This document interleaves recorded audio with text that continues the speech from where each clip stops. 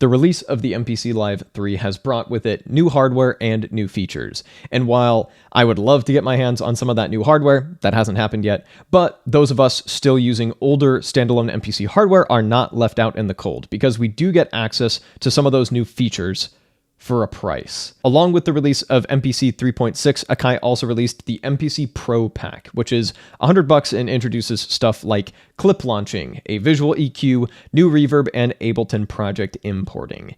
And that's not a lot, and I'm really not sure how I feel about it, but at the same time, I have wanted to see clip launching come to the MPC for a really long time, and for me, that's kind of a no-brainer. So I bought this with my own money. I'm going to show you mostly clip launching and quickly touch on the other elements. So let's get into it.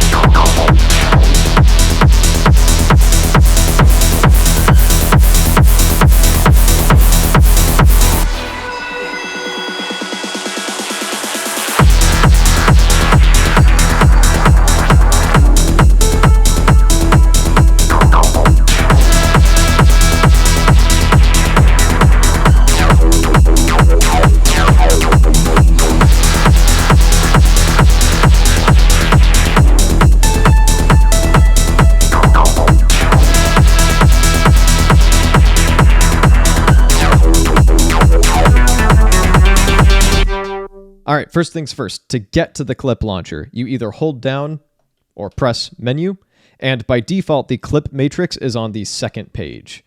I've gone ahead and moved it to the first page because I know I'll want to be accessing it pretty often, and here we are. So for Akai Force users, this will be pretty recognizable, and a lot of it will function pretty much the way you expect, with a few tweaks, some of which are maybe a buzzkill, some of which are pretty nice. By the way, in order to enable the clip functionality, go to Menu, Preferences, Project Defaults, and then check Use Clip Workflow. If it is checked, any new projects you start will automatically be clip enabled, and if they're not clip enabled, if you're loading in an existing project, you can convert stuff, and I'll show you how to do that in a second. But first, let's just look at the clip layout.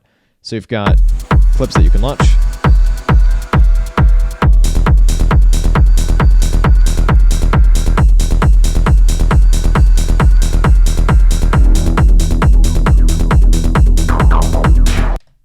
Pretty straightforward, hopefully, and pretty intuitive functionality. That's great for iterating when making songs, like copying and pasting clips, including across tracks. I find that very useful. And then to edit the MIDI data, you can either go and edit event to get to the grid, or you can just shift and then grid, as is kind of traditional. You can also edit attributes of the clip, like the loop length. In this case, it's a 16-bar loop. If I go back to the clip matrix, you can also edit the clip here. You can swap between these. So far, hopefully pretty straightforward. Pretty familiar if you're an Akai Force user. May take a bit of getting used to if you're an MPC user. In order to create a new clip, you can just double tap an empty slot and a new clip will appear. You can also start tracks from here and then immediately make new clips that way as well. You can also hold this down and either create or paste a clip, whichever you prefer. And if I go to main, you can work with clips from main mode. So if I go into the arrange mode here, I can start a clip here. So I can click create clip. It'll show the default length of the clip. In this case, it's 2 bars. So I can just hit create clip and immediately start recording. There's a lot of stuff going on in this project, so it sounds a little janky right now. The other cool thing that you can do from here is click this little button right here, and you can do this in either view. That's this one. That will duplicate the clip to the next empty slot, so you can just keep iterating if you want to, which I find much more useful on drum stuff than on like harmonic content. But regardless, let's say we want to just overdub something else. We've got this clip, and then the previous clip that we just recorded. And then we get into scenes, which are basically just rows. So each row can be launched with all the clips launching simultaneously with these buttons here. So that launches this whole row.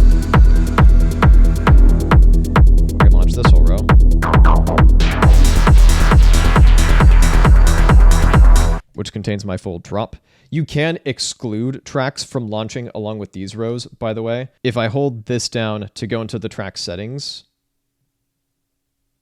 you can choose whether that track is included in row launching or not. I think I would probably always want stuff to launch in the uniform rows like this, but that's just me. So here's the thing. You can launch clips using the pads instead of the touchscreen. So if I change the pad functionality from notes to clip launch, you may notice it's put a little box around the area represented by the pads.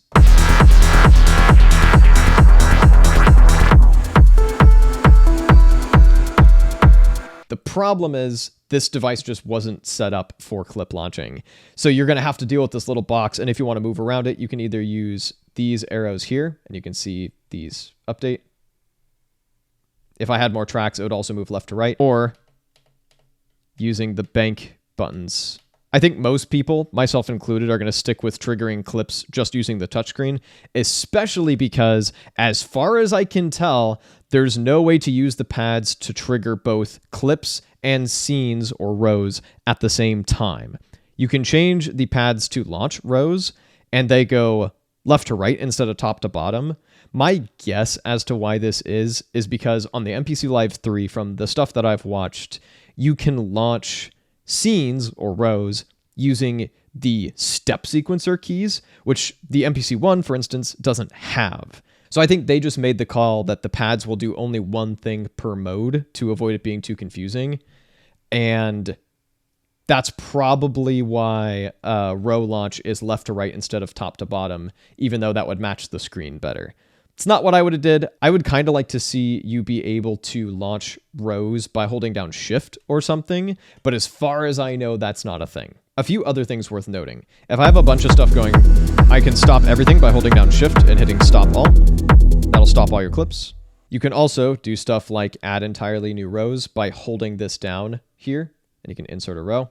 So you can use this in conjunction with, say, copying and pasting to organize your song sections, and I can clear stuff or just delete a row in its entirety. Also, let's say that you've selected a bunch of clips that represent a part of your arrangement because you're iterating, you're kind of trying different combinations of stuff out, and you want to save this stuff to a row automatically without pasting everything down to a new row.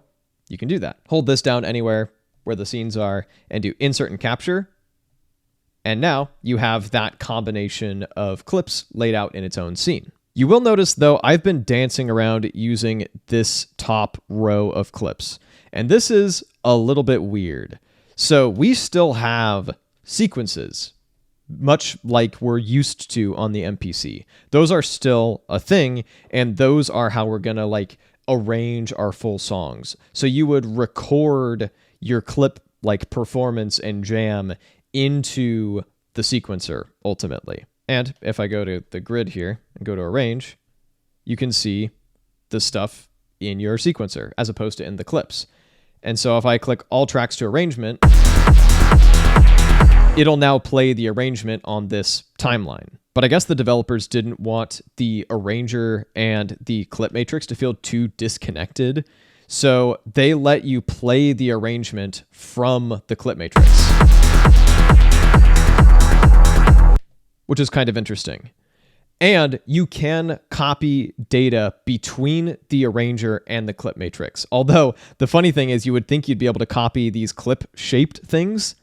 You can't. But there's a different way to do that I'll show you in 1 second.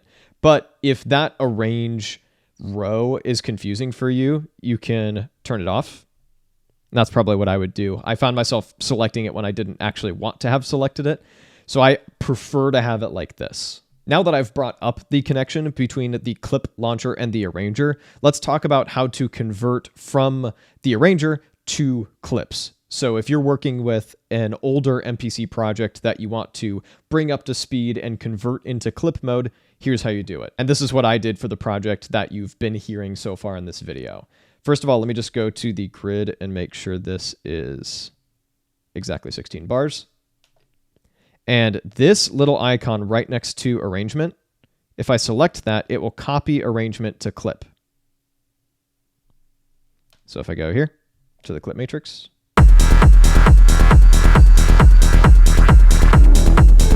That sequencer data now lives in this clip, including automation, and I'll show you that visually in a second. But now I actually need to make sure I go back to Arranger by hitting all tracks to arrangement. I can go to the next track, and I can do the same thing with this bass. Copy arrangement to clip. Then if I go to the clip matrix and launch it, you can hear that bass part. And as promised, I can go to the cutoff automation, and that made its way through, which was really nice. I was really glad that that worked seamlessly, because otherwise I was going to have a conniption. Let's go back here. And for our other track, copy arrangement to clip. And now I've got our full project. In this case, because I wanted to separate out all of the like bass one shots and all the drums that live on this drum program, I duplicated this entire track and then just copied this clip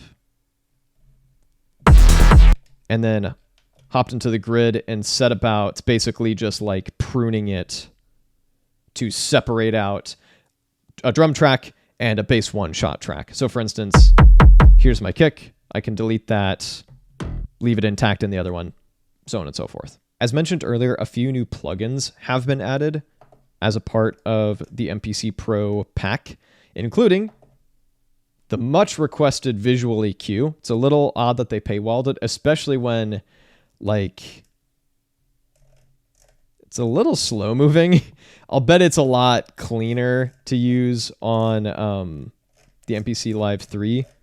But hey, I would much rather have it than not have it. So I'll take what I can get.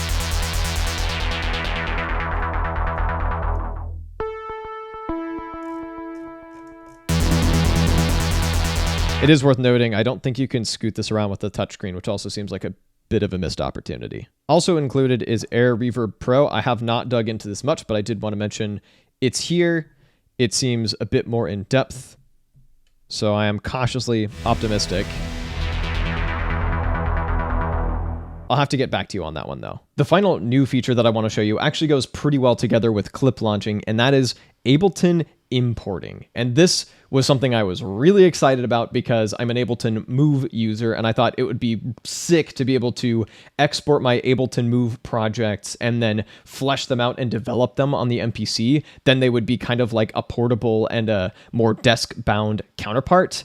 My expectations were pretty quickly tempered, but I'll at least show you how this works. So the intent is for you to be able to open an Ableton project on your MPC in standalone, and it'll convert things like drum racks to MPC drum programs, and then just convert VST instruments into MIDI programs that you could presumably swap out for the built-in MPC plugins. So that's already a bit limited, but it's cool that it's possible, and it'll lay everything out on the clip matrix. So the first thing to note when you save your Ableton project is that you need to use collect all and save, which will bundle everything into a folder that you would then bring onto your MPC SD card in its entirety so that it knows where to find all those samples that are present in your project. So far, pretty straightforward. The thing that killed me is that I brought in some Ableton Move projects, and those don't use drum racks. They use drum samplers, and the MPC doesn't know how to read those. It knows how to read drum racks, not drum samplers. It turns out you actually can turn a drum sampler into a drum rack by right-clicking on it and selecting drum sampler to simpler, and then you can export that and bring it onto the MPC. But it still doesn't save things like filter settings. It didn't always seem to save chops that I had made, and it didn't save pitch information. It didn't know how to convert between the pitch information I'd programmed in the Ableton Move and the 16 levels in the MPC. So side by side, here's what 2 drum sampler tracks on the Ableton Move sounded like, and then here's what the MPC sounded like.